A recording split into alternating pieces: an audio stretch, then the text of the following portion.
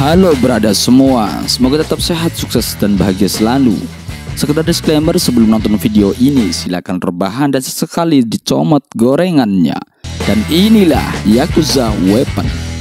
Yakuza Weapon adalah sebuah film Jepang tahun 2011 yang disutradarai dan ditulis langsung oleh Sakaguchi dan Yudai Yamaguchi. Film ini berdasarkan pada mahakarya Ken Ishikawa. Yakuza Weapon tayang perdana di Festival Film Fantasi Internasional Yubari tahun 2011 dan dirilis di bioskop-bioskop Jepang pada 23 Juli 2011.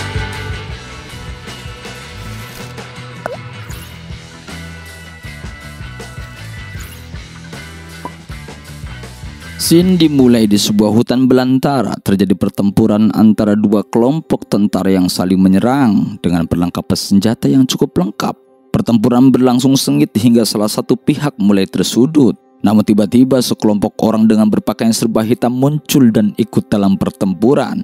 Nampaknya mereka berpihak pada kelompok tentara yang sedang tersudut itu. Salah satu dari sekelompok orang tadi langsung maju ke depan tanpa mempedulikan rentetan timah panas berseliweran ke arahnya. Bahkan granat pun tak mampu menghentikan lajunya.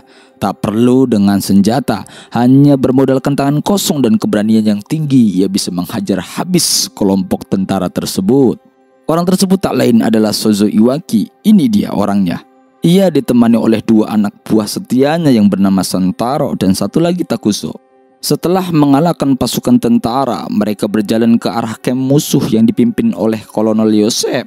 Namun langkahnya terhenti saat Sozo menginjak ranjau dan seketika ranjau itu meledak hingga melemparkan tubuhnya ke arah kamp Kolonel Yosef.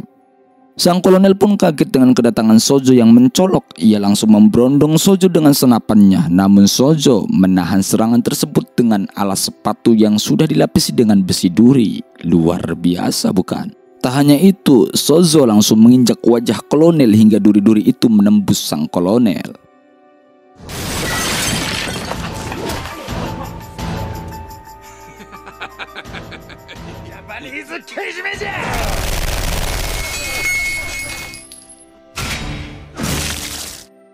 Setelah membereskan sang kolonel, Sozo keluar camp. Malah ada dua orang yang mengaku sebagai agen dari pemerintahan Jepang menahannya. Mereka mengabarkan bahwa 6 bulan lalu bos dari keluarga Iwaki, yakni ayah Sozo, meninggal karena diserang oleh sekelompok orang. Ia mendapat 80 tembakan di tubuhnya. Mendengar kabar tersebut, Sozo teringat masa lalunya betapa sang ayah begitu keras kepadanya. Sozo menganggap bahwa sang ayah sudah terlalu tua untuk menjalankan bisnis keluarga dan sudah waktunya untuk diambil alih. Syukurlah dia malah dipensiunkan Tuhan. Tak lama kemudian, Sozo langsung terbang menuju bekas wilayah bisnis keluarganya di Jepang. Ia menuju ke salah satu markas keluarga Iwaki, namun ternyata tempat itu sudah berubah dan sudah dikuasai oleh Shimada. Ini orangnya.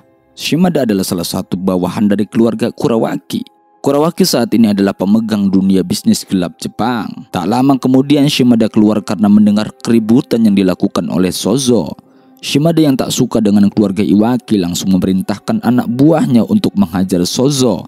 Namun dengan kekuatan dan ketangkasannya, kacung-kacung tersebut lenyap begitu saja, sangat mudah bagi Sozo. Setelah mengalahkan para kacung, tiba saatnya Sozo duel dengan Shimada.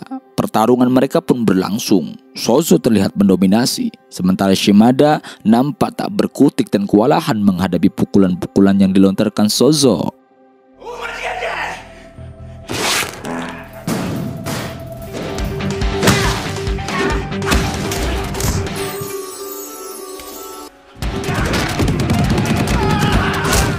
Scene berpindah di sebuah gedung tinggi yang nampaknya milik bos Kurawaki. Sedang berlangsung pertemuan antara bos Yakuza Jepang, di mana Kurawaki sedang menawarkan kerjasama di antara mereka.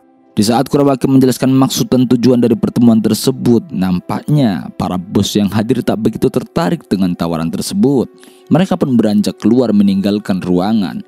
Scene kembali di mana Sozo masih menghajar Shimada dengan sangat sadis. Saking sadisnya, Sozo menggunakan tongkat golf untuk menghajarnya.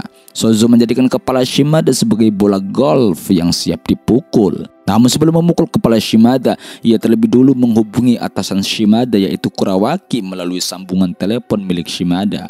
Sozo lantas menantang Kurawaki untuk duel. Ia beranggapan bahwa Kurawaki telah menghancurkan bisnis keluarganya dan sebagai dalang kematian ayahnya.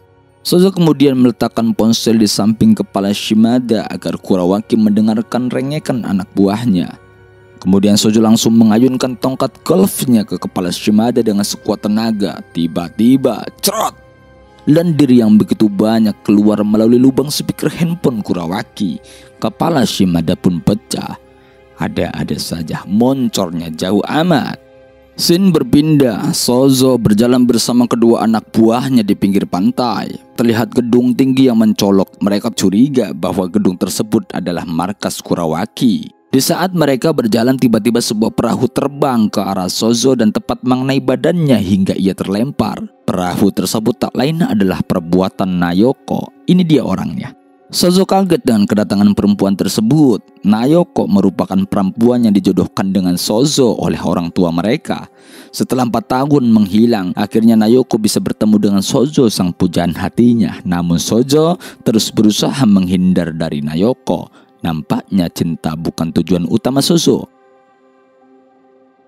Malam harinya Nayoko sedang frustasi karena sang pujaan hati telah mengabaikan perasaannya.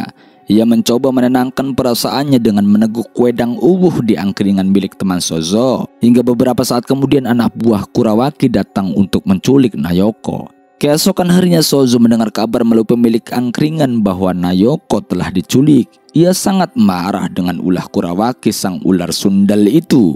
Kemudian scene berpindah di tempat Nayoko disembunyikan. Ia terikat di sebuah kursi dan terdapat banyak foto dirinya di samping kursi. Ya, Kurawaki adalah penggemar Nayoko. Ia sangat mencintainya, namun cintanya bertepuk sebelah tangan. Nayoko tak memiliki perasaan sedikit pun terhadap Kurawaki. Kurawaki begitu dendam dengan Nayoko. Ia datang menemui Nayoko yang tengah terikat dan tak berdaya. Kali ini Kurawaki akan menyiksa Nayoko dengan dildo. Dildo adalah semacam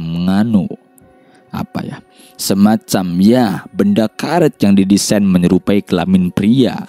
Kurawaki bertujuan untuk memuaskan hasratnya. Namun tiba-tiba terdengar suara ledakan dan nampak dari kamera CCTV ada penyusup yang masuk area gedung. Penyusup tersebut tak lain adalah Sozo yang didampingi oleh kedua anak buahnya guna menyelamatkan Nayoko. Para penjaga gedung Kurawaki tak mampu menahan mereka. Mereka terus merangsak masuk dan melumpuhkan lawan-lawannya. Melihat ada penyusup masuk, Kurawaki memerintahkan untuk menambah pasukan pengamanan di setiap lantai, mulai dari petarung MMA, Wing Chun, Taekwondo hingga petarung pencak dor. Namun Kurawaki tak menyangka bahwa Sozo memerintahkan Takuzo untuk meledakkan bom yang ia bawa dari dalam gedung, dan seketika gedung itu runtuh beserta penjaga-penjaganya. Yang tersisa hanyalah satu lantai paling atas di mana Kurawaki dan Nayoko berada.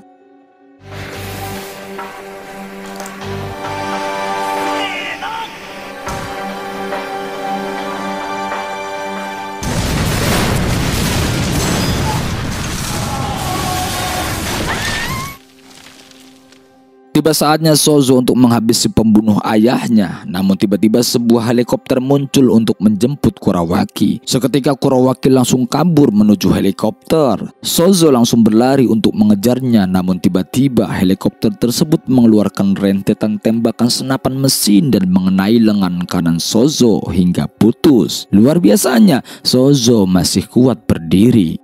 Kurawaki kemudian menembakkan roket launcher ke arah Sozo hingga terjadi ledakan besar. Mengira sudah mengalahkan Sozo, Kurawaki langsung pergi menaiki helikopter.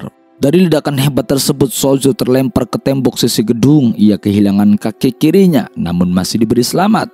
Tak mau kalah dari Kurawaki, Sozo kemudian menembakkan roket launcher ke arah helikopter yang sedang menjauh. Duar! Helikopternya pun meledak dan jatuh. Saat Sozo dan konco-konconya tertawa setelah menjatuhkan helikopter yang dinaiki Kurawaki, datang segerombolan orang yang mengaku dari agen pemerintahan Jepang. Salah satunya bernama Torahiko Akau yang dikenal juga sebagai Red Tiger. Ini dia tampangnya. Mereka datang untuk menahan Sozo. Dengan suntikan obat bius, Sozo dan konco-konconya bisa dibawa tanpa mampu memberikan perlawanan sedikit pun. Rupanya Torahiko membawa mereka ke markas agen pemerintah Jepang dengan tujuan untuk merubah Sozo sebagai yakuza terhebat di Jepang.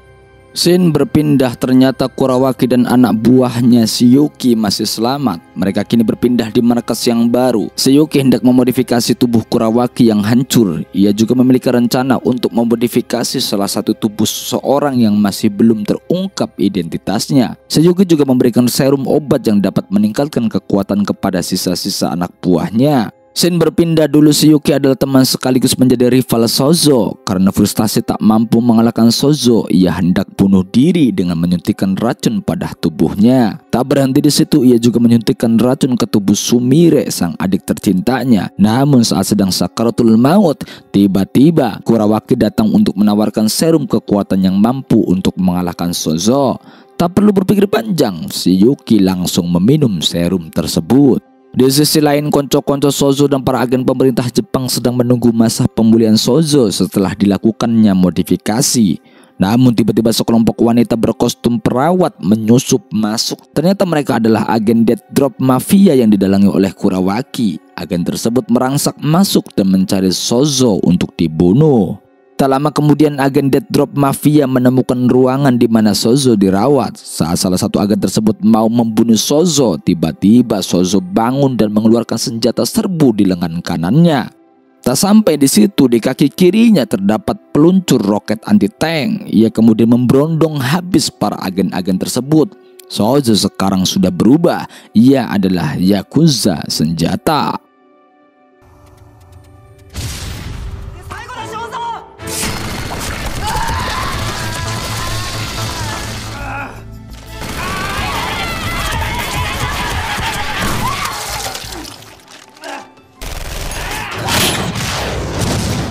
Scene berpindah, Sozo tampak menyukai hasil modifikasi dari Torahiko atau Red Tiger yang menjadikannya lebih kuat dari sebelumnya. Ia tampak lebih percaya diri untuk menghadapi Kurawaki.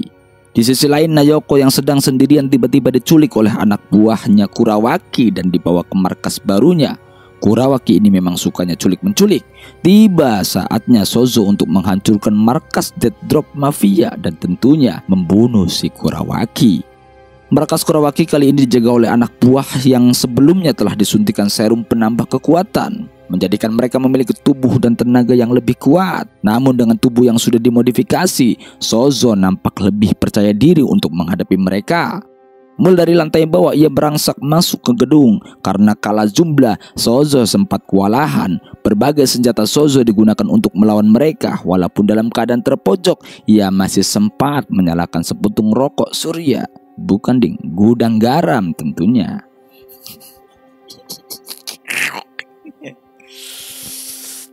Sozo terus menyerang musuh-musuhnya dengan semua senjata yang ia punya. Senapan serbu dan roket peluncur ia gunakan untuk mencabik dan meledakkan tubuh targetnya.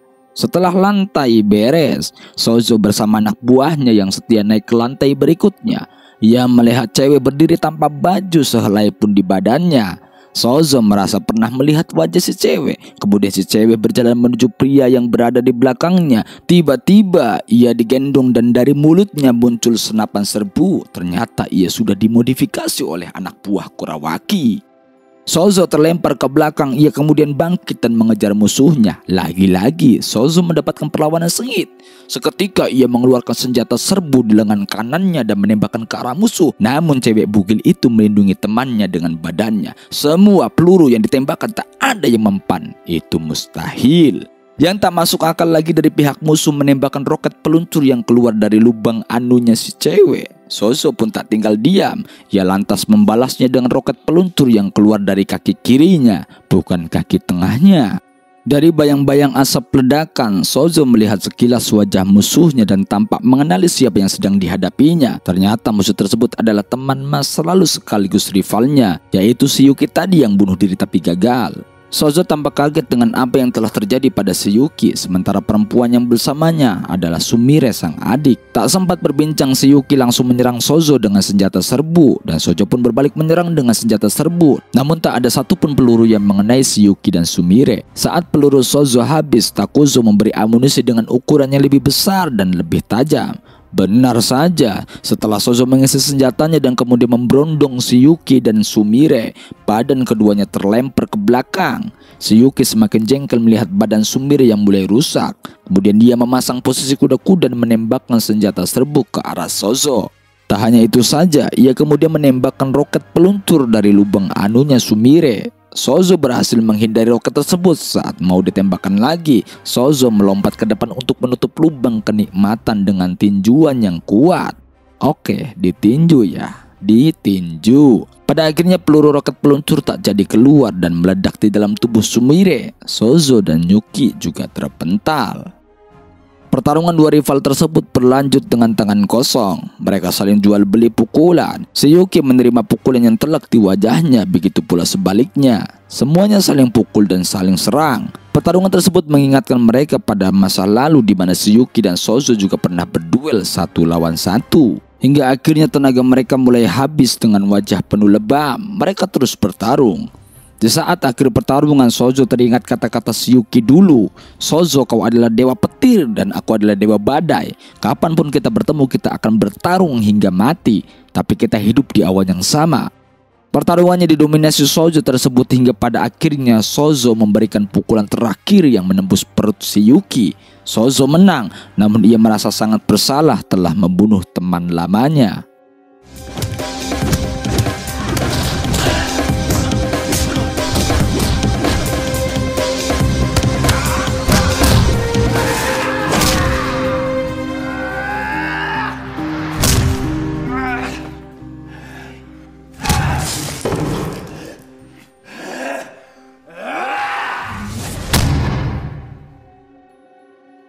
Scene berpindah di makam bos Iwaki, ayah Sozo. Nampak Kurawaki dan anak buahnya telah memodifikasi mayat bos Iwaki. Mereka telah menanamkan hulu ledak nuklir di dalam dada mayat bos Iwaki.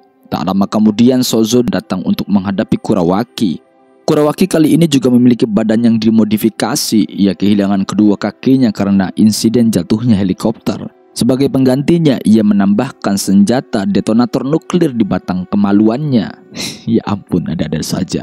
Jika Kurawaki terbunuh, maka hal itu akan memicu ledakan bom nuklir di dada bos Iwaki dan mereka akan mati bersama. Sozo nampak termenung menghadapi situasi yang genting ini, sementara Kurawaki terus memancing Sozo.